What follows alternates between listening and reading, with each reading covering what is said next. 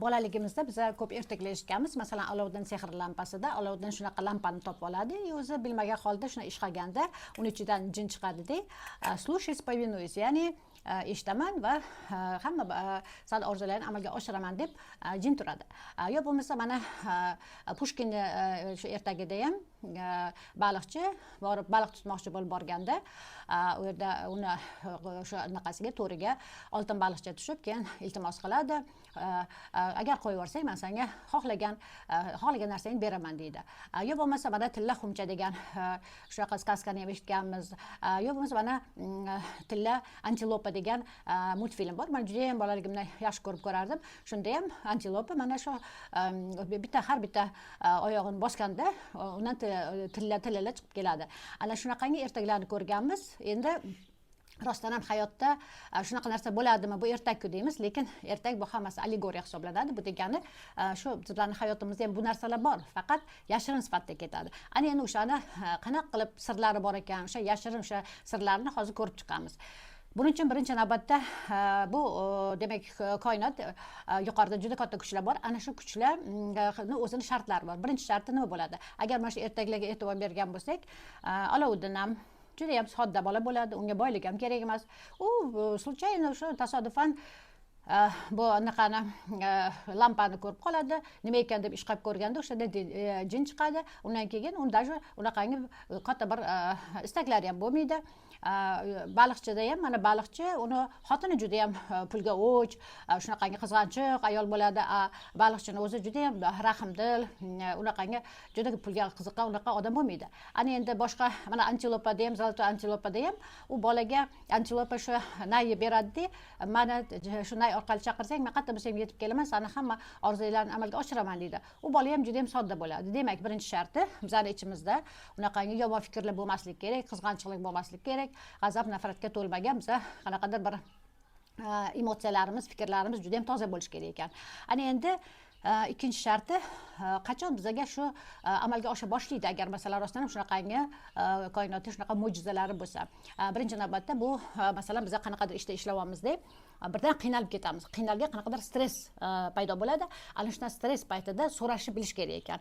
Kimlardir mana o'sha paytda so'rashni bilmaydi-da, qanaqadir masalan agar bosim ostida katta bo'lgan bo'lsa, boshliq u yoqda baqiryapti, boshliq qanaqadir uni demak ishiga xalaqit beryapti, uni mukofotlamayapti, yo bo'lmasa lavozimini oshirmayapti, yo bari bo'yinni egib yillar davomida shunaqa yashab yuraversa, u o'zini demak imkoniyatni qo'ldan boy bergan. Lekin kimdir shunaqa paytda ichida buni nima deydi, izza nafsi yetib ketadi. Nimaga deydi boshqalarga mukofot beryapsiz yo lavozim oshiryapsiz, menga oshirmasdan menga bunaqangi bosim o'tkazasiz deb qanaqadir paytda birdan portlab ketadi. Ana shunaqa paytda o'sha tepadagi kuchlar yordam keladi. Endi mana buni men oddiy misolda tushuntirib bermoqchiman. Bir ayol u shu viloyatda bitta katta больницада ishlar ekan, vrach. Aytdiki, men kardiologman o'zim dedi. Shu больницада ishlab 7-8 yil ishladim dedi, lekin viloyatda dedi shunaqa hammani dedi o'zini yeri bor dedi. Bahor, kuz bo'lganda dedi, больницаdan oladi deb vrachlar borib o'sha yerda ishlaydi dedi. Kuzda o'sha hosilini egib, ularni ekkan hosilini oladi dedi, keyin borib bozorga borish kerak. Shunaqa qilib o'sha paytda больницаdan oladi. O'shanaqa paytda glavvrach chaqirib dedi, men o'zimni dedi bu yerda kardiologiyada 30 ta 40 ta kasalim bor dedi, yo yana nevrologiya bor ishlaysan, yo bo'lmasa endokrinologiya kasaldan tashqari yana borib 30 ta 40 ta kasallik ko'rishim kerak. Mayli deb dedi, o'shanga rozi bo'lib ishlardim, lekin mukofot olish kelganda yo bo'lmasa qanaqadir bir shu boshliqlar tomonidan qanaqadir bir yengilliklar yo bo'lmasa bo'lim boshlig'i qilish kelganda deydi, boshqalarni tavsiya qiladi deydi, lekin biz deydi qolib ketamiz deydi. Men deydi o'shanga ham chidab mayli biz yosh spetsialist ishlashimiz kerak deb deydi. Shu ishlaganda keyin oxirgi kunlar juda ham charchagandim, chunki yana dedi 2-3 ta отделda vrach yo'q. Borib o'sha ishni qilib kelasan deydi. Borib ertalab 9 dan kechqurun soat shu 7 gacha, ba'zi paytda 8-9 gacha olib ketaman, chunki ulgurmayman.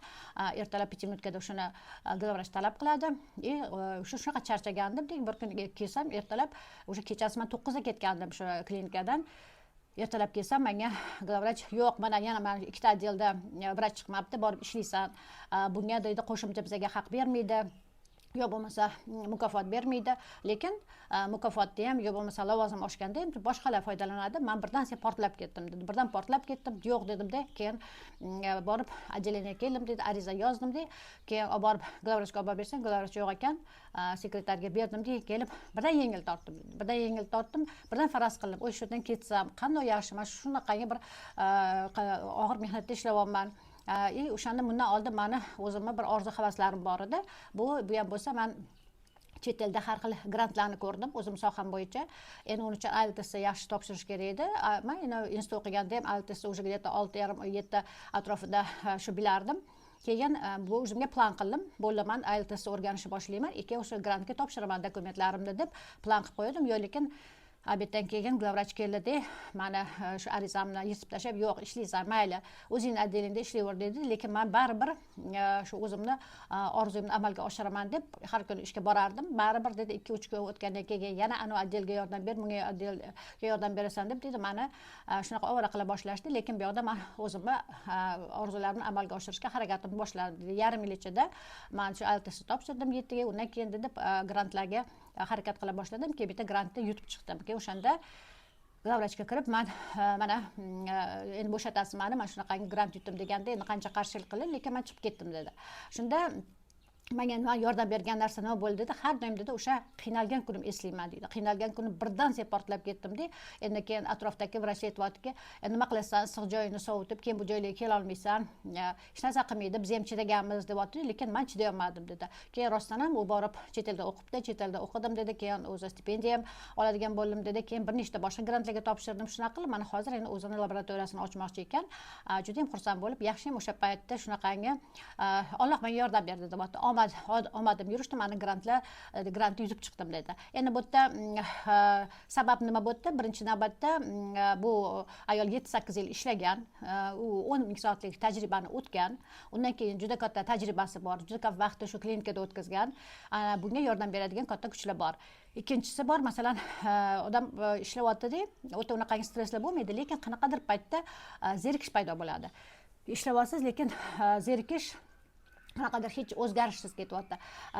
Ish paytida shu zerikishni paydo bo'lishini bu sababi birinchi navbatda rivojlanish to'xtaganini bildiradi. Raz siz bir etapdan ikkinchi etapga o'tishingiz kerak paytida shu zerikish paydo bo'ldimi, demak o'tish payti kelganini sezmasangiz, o'sha zerikishni sezmasangiz, bu deyin keyinchalik borib o'sha qimirlay olmaysiz, chunki sizga o'shanaqa paytda zerikkan paytingizda bir qanaqadir sizga shu reklama tushib qoladi ko'zingizga, yo bo'lmasa kimdir sizga qanaqadir bir предложениеda qanaqadir bir taklif beradi, bir ahamiyat berishingiz kerak, chunki bu ham omad bir keladi, o'sha paytda uni ushlab qolish kerak. Ko'plar shunga ahamiyat bermaydi dedi, darosdan issiq joyimni sovutmay, mayli ishlayapman-ku, mayli pensiyagacha ishlayman, undan keyin bir gap bo'lar dedi-da, ana u o'sha o'zini demak kelgan omadni o'zi qaytarib yuboradi. Bunaqa paytda ham tepadagi katta kuchlar yordamga kelgan bo'ladi. Ana endi shuning uchun tavakkal qilish ham bilish kerak. Zerikarli hayotda zerikarli bo'layotgani ham buni anglab yetish kerak. Lekin ishlayotgan joyingizda qanaqadir stressli bo'layotgan bo'lsa, o'sha stresslarni ham hammasiga ahamiyat berish kerak. Endi qarasho bo'ldi. Siz demak ana shu tepadagi yuqori kuchlar sizga yordam berishi uchun demak shartlar bor. Siz ichki dunyoyingiz toza, fikrlaringiz toza, hissiyotlaringiz ham toza. Demak sizda o'sha ishlayotgan joyingizda mehnat qilayotganingizda sizda o'sha 10 ming soatlik tajribangiz ham bor, yaxshi spetsialistsiz, demak ko'p ishladingiz, keyin mehnatkashsiz. Bu degani odamning ichki butiniy massasi. Xo'p, ana shu bizning ichki butiniy massamizni kim ko'roladi? Ana bu ikkinchi sharti bor. Bu bizani orzularimizni amalga oshiradigan juda katta kuchlar bor. Bu egregorlar deyiladi. Bu to'g'risida biz video olganmiz. Unga qaytib o'sha egregorlarni yaxshilab eshitsangiz, yaxshi tushuna olasiz. Demak, har bitta shu kasb tepasida, har bitta tashkilot tepasida mana qancha odam shu bilan shug'ullanayotgan bo'lsa, juda katta kuchlar paydo bo'ladi. Bu kuchlar juda ongli kuchlar. Bu kuchlar, masalan, siz o'z sohangiz, mana bu vracham o'sha yerda ishlagandan keyin, demak, 10 ming soatlik tajribani u bajargan, u juda tirishqoq, mehnatkash bo'lgan. Ana uni ichki butini massasi ingliz tilini o'rgan butini massasi yuqori.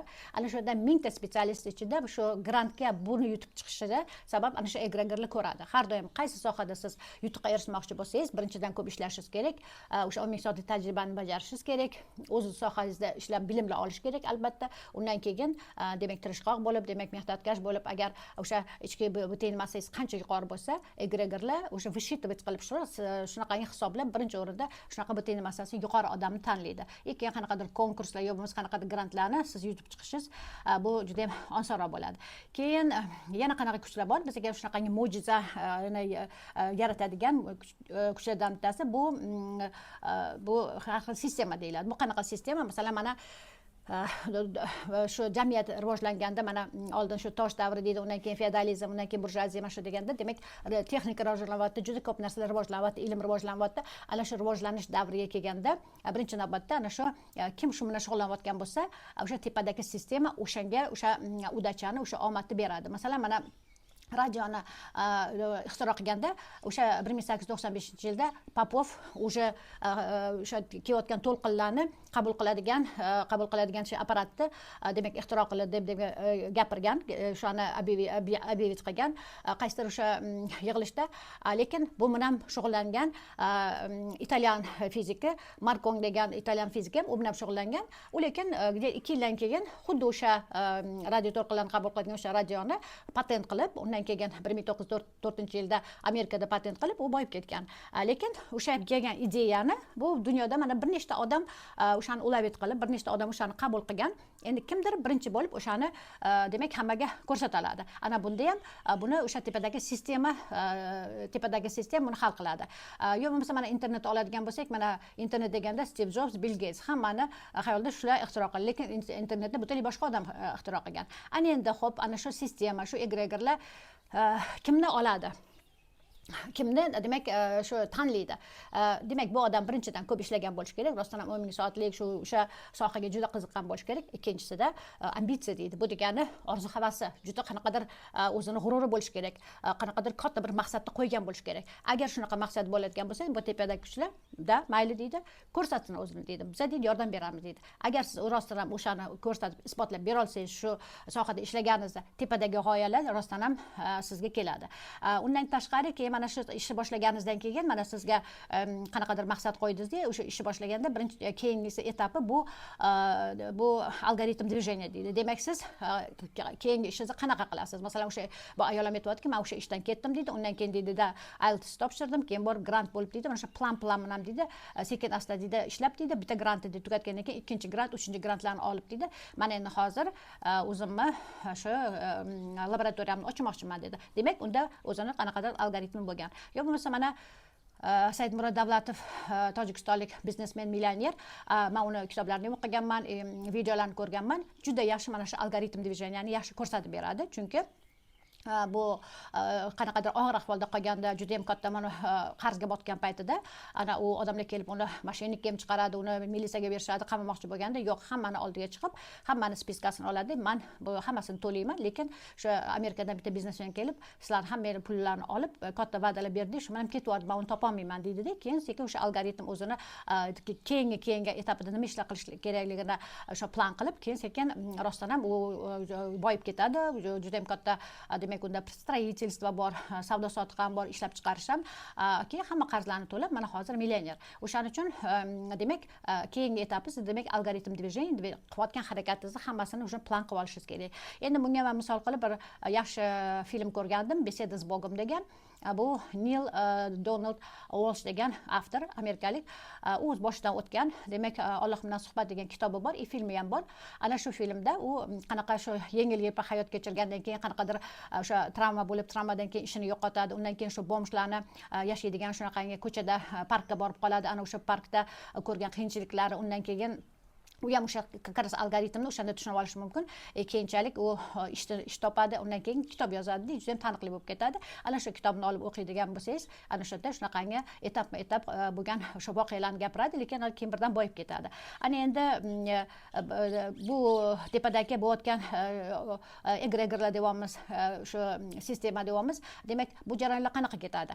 Birinchi navbatda mana Sheryl Rubinda o'zining integral yoga kitobida aytadiki, tepada katta kuchlar bor deydi. Mana masalan qaysi ishni boshlaganingizdan keyin siz masalan o'sha harakat qilyapsizda, juda ko'p sekin ketadi, juda ham og'ir ketadi. Qayerdadir qo'l qo'ydirish kerak, dokumentga qayerdadir ishlashingiz kerak, qayerdadir masalan klient yig'ish kerak. Bular hammasi deydi uzoq davom etgandek bo'ladi. Bu shunaqa jarayon deydi. Keyin deydi ko'p ishlaganingizdan keyin deydi birdan deydi bu jarayonlar tez bo'ladi deydi. Это концентрированный etap deydi. Konsentratsiya. Bu deydi qaysi etaplarni bilmay qolasiz deydi.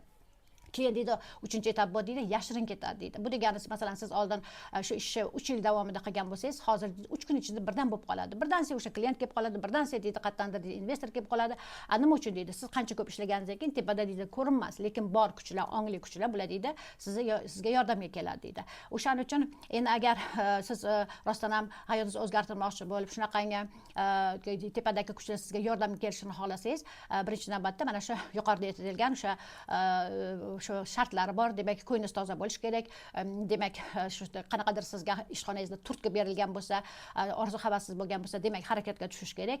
Ana undan keyin demak, sizni tajribangiz yaxshi, qanchadir uzoq ishlagan bo'lsangiz, keyin mana shu algoritm движения qiladigan harakatlarni planga qo'yib ishni boshlashingiz kerak. Keyin ish boshlaganda ham yana bitta juda katta bir narsaga e'tibor berish kerak. Birinchi darajali, ikkinchi darajali ishlar bor. Agar masalan siz oldingizga maqsad qo'yib birinchi daraja o'shani qo'ysangiz, shunda amalga oshadi. Ikkinchi darajali ishlar bor. Masalan, men dissertatsiya qilayotgan paytimda esimda bor, bir ayol kelib domlani oldida ertadan kechgacha ishlash deyapsiz, kechqurungi ovqat, issiq ovqat nima bo'ladi? Men 3 yil issiq ovqatsiz yuramanmi shunaqa deganda, domla sirasi haydab yuborganlar. Bor issiq ovqatingni qilib yeb yuraver.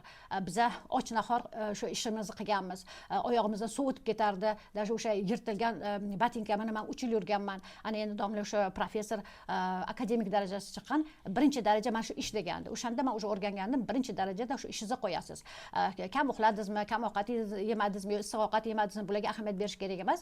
Birinchi navbatda ishingizni qo'ysangiz, shunda shu ishingiz rivojlanadi. Keyin ikkinchisi bu ideal qolipga kirish kerak emas. Ideal qolipga kiraman deb harakat qilish juda noto'g'ri, chunki ana kichkina bolalar ham ishni boshlaganda ota-onasi shu idealni bo'lsin deb, "Sani qo'lingdan kelmaydi" deb shashtini qaytaradi. Keyin xohish ham qolmaydi.